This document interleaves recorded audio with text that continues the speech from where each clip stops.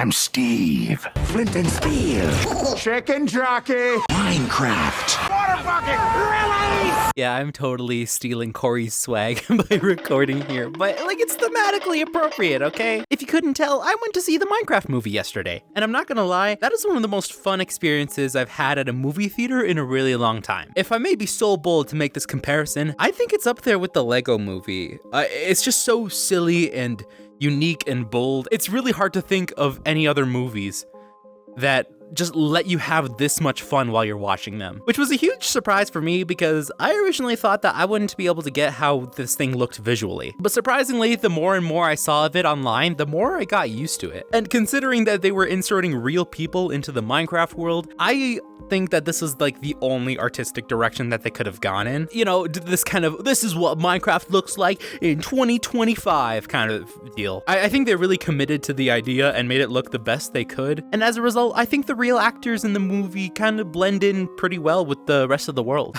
I don't know if many people would want to see like an SMP stream quality Minecraft movie. And I think they nailed it, especially on the front that even though they gave everything like insanely realistic textures and everything like that, they were all still recognizable as to what their Minecraft counterpart is supposed to be. Like for example, the zombies, they look kind of fucking freaky, I'm not gonna lie. But you can still tell, like, those are Minecraft zombies. People give movies a lot of flack now for how much CGI these studios tend to use. But I feel like a lot of people miss that CGI isn't like less valid of an art form. It's just that it's way cheaper to produce. Keep in mind, all of this is coming from someone with a little bit of limited experience in Blender making my Just Dance videos. But I feel like people tend to really undercut the value of CGI and 3D animation as if it's not just as valid as 2D, it's just a different style. Like, see, this kind of visual aesthetic works really well for a video game where you're like interacting with the world and building everything that you want. But when you're just sitting there watching a movie, I just don't really know how many things that they would be able to like surprise us with. Just overall, I got used to the way the movie looks and I think it just leans itself into how silly it can be, even if it might not be the most agreeable art style for a Minecraft movie. However, if we look at the sound design of the movie compared to the visual design,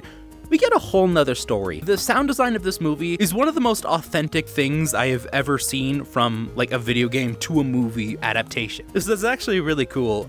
If you don't know, I suffer from a condition called misophonia, which basically means that my brain hates any sound that comes out of a face that isn't talking. So chewing, sniffling, and a variety of other noises that just naturally come when you're sitting in a room full of people that need to be silent, it can get pretty overwhelming sometimes, and my brain just only focuses on that. But what I learned recently is that a lot of theaters offer this like little device that you just plug your own headphones into. You just listen to the movie through that and it's completely synced up. I wanted to say that, first of all, in case anybody also suffers with like certain auditory issues, just letting you know that is an option you can ask for at a movie theater. But also it allowed me to appreciate the sound design to its fullest extent. And so I was able to hear every time like a chest was creaking open, and they used the exact sound in Minecraft. When they were attacking any kind of monsters, they used the exact same sounds that they use in the actual game. All of the zombie groans, all of the skeleton noises, the attention to detail of sounds with Dennis, Steve's wolf. You could hear like XP noises, the little plops that you hear whenever you're picking up an item, or the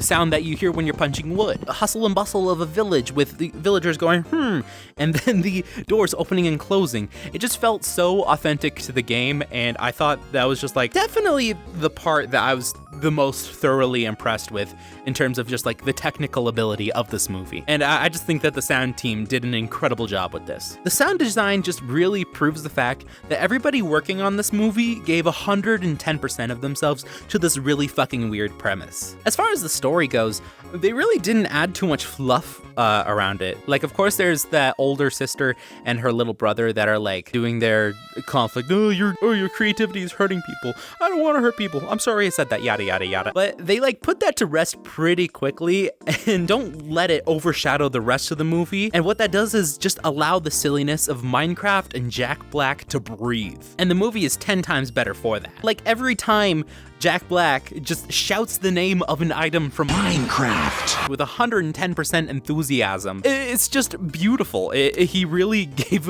all of himself to this weird ass idea. I find a lot of people, especially in the furry community, because that's just what I have the most experience with, say that they want to embrace cringe and be free, but they don't actually allow themselves to go the extra mile. They just end up being a frat bro with a fursuit. And I think the Minecraft movie really emblemizes this idea of being creative, being free, and being cringe. It's just not afraid to be silly. For example, all of the musical breaks that Jack Black does, like with that song about cooking fried chicken with lava, or the song that he sings to Dennis, his wolf. La la la lava, chicken.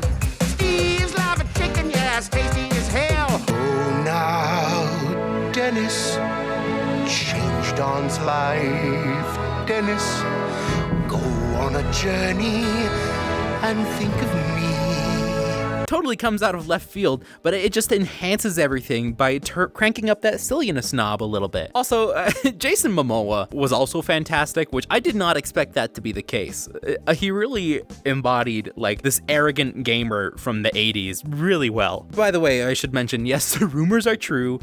This movie is extremely fucking gay when it comes to Jack Black and Jason Momoa. You got yourself a sweet blade. You want to see a blade? I'll show you a blade. Yeah! That entire scene where they're like flying on the elytra together, dude, that was free to its fullest. So all of this combines into the Minecraft movie, really trying to promote this idea of creativity being a good thing, but it doesn't present it in this sort of sanitized, half-assed, consumable way. It really commits to making parts of this movie not for everybody, and it just enhances the overall identity of the film. It's just such a strong creative vision that I did not expect when I was going into it. Obviously, a Minecraft movie is very culturally impactful right now because of its effects on like meme culture at the moment. But honestly, in my opinion, give it a couple years, let the memes subside. I think this movie will be up there with the Lego movie in terms of like a creative vision that has some plenty of cringy moments, but it feels so authentic to the point where you can tell they really cared about the message of creativity that they were trying to say. All right, yeah, that's about it from me. I know this is probably gonna be like a really fucking short video, but that's okay. I just saw the movie, I had some strong feelings about it, and I wanted to say them. I know it's been a hot minute since I've made a commentary thing, and you might feel a little bit blue-balled that this was so short. If that's the case, you should check out the new video on Campfire Harvest channel where we do a sequel to our woke drinking game. We found a new website with a bunch of new crazy reviews, and it's just a really fun time. You should go check it out. I'm really proud of what we did in that recording session. Check me out on TikTok, Instagram, Twitter. I've got a link to my Patreon below if you wanna, obviously financially support me, get access to a couple of extra videos, get access to early videos, that kind of thing. Also on my Patreon is a link to my Discord community. I think it's a pretty chill time. We just kind of talk about what's going on in our lives, fashion, art, all those kinds of things. It's a good time. I hope to see you there. Obviously, subscribe, like, share the video with a friend, comment, and I'll see you guys next time. Mwah.